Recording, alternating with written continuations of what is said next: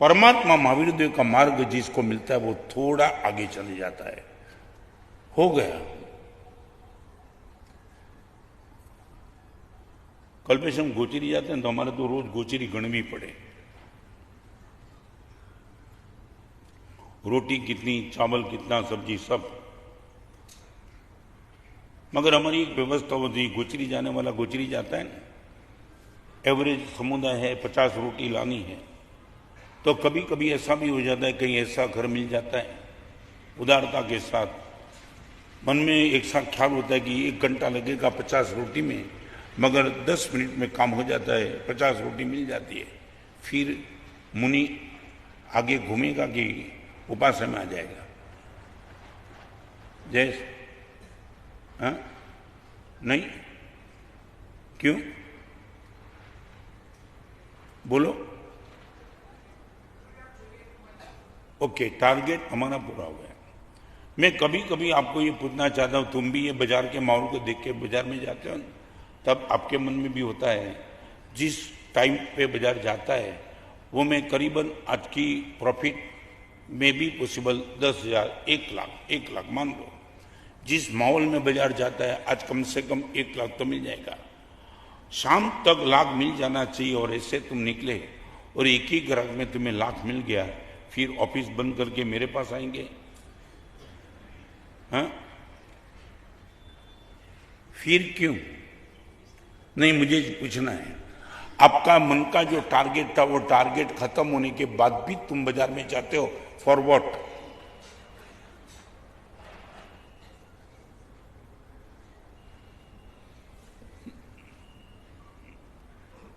इतने बुद्धिशाली हो ना तुम, थोड़ा तो लॉजिक मुझे दो। क्यों? क्या हुआ?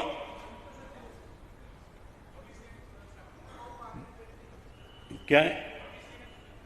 ભવિષ્યની સુરક્ષા અને પૈસાથી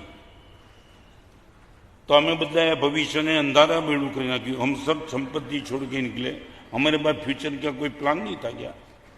और तुम ये बोलते हो भविष्य की सुरक्षा। तुमने देखा ये कोरोना,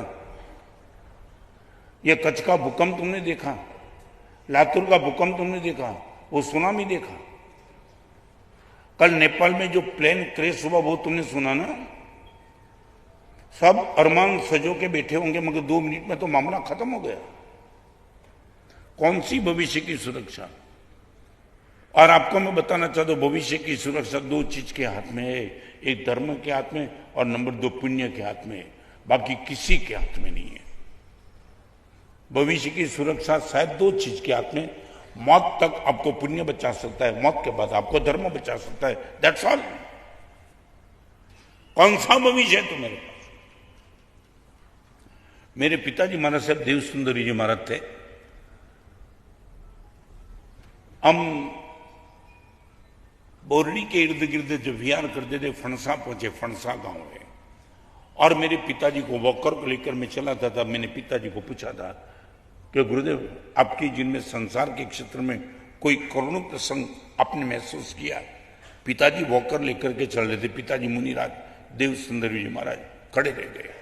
रत्न मन में ये क्यों आया?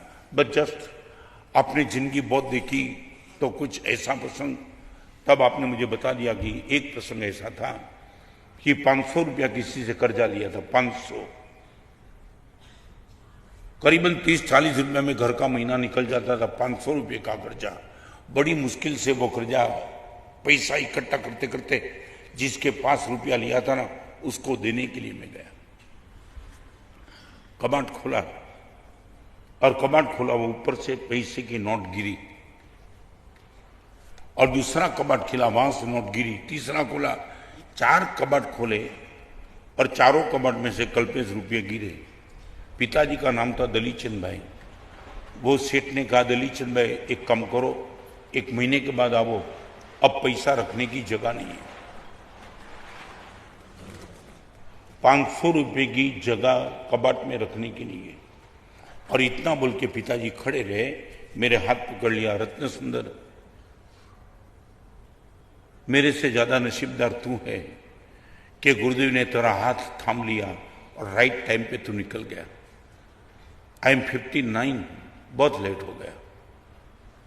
मगर पिताजी वो बात बताते थे, इनका क्या हो, बस वही तो तुझे कहना चाहता हूं, जिसके पास अपने कबाट में 500 रुपए रखने की जगह नहीं थी, तेरी और मेरी दीक्षा हुई, उनके 10 दिन के पहले अपनी दुकान के सामने वो भिखारियों पे रास्ते पे मर गया।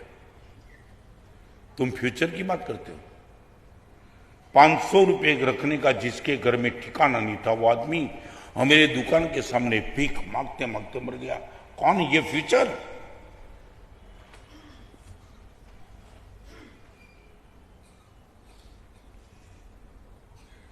गोल्डन टाइम तुमने संपत्ति को दे दिया।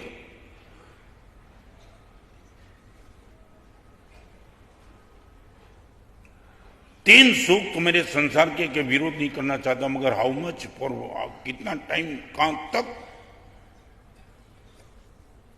एक बात समझ लेना, तुम ये मांगते हो ना कि गुरुदेव बुढ़ापे के समय में हम फ्री हो गए तब धर्म कर लेंगे। फिर से बताऊं, तुम धर्म कर लेंगे मगर धर्म तुम्हें पसंद नहीं आएगा।